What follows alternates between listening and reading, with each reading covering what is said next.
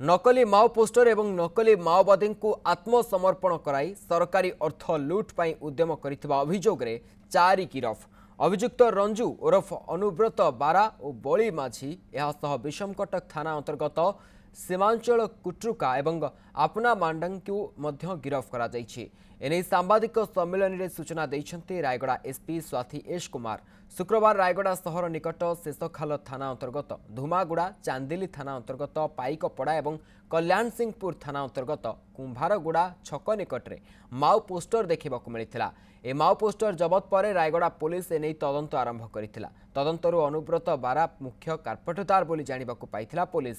पर अनुव्रत सह सहयोगी बली माझी को मध्य गिरफ करथिला पुलिस। छत्तीसगढ़ किछि हार्डकोर माओवादी आत्मसमर्पण दर्शाइबा नै एमाने ब्लू प्रिंट प्रस्तुति करथिले। नकली माओवादी नारे मोट 4 जण गिरफ होइथिबा बेले तदंत जारी रहिछि। मास्टरमाइंड तिला अनुव्रत बारा इलियास रंजू बारा से एबे फॉरवर्ड हो जाइछि। तांगरा को एक्यूज्ड जो माने ये पोस्टर अफिक्स करबा पाई तांगर सहित मिसिकी काम करिथिलु।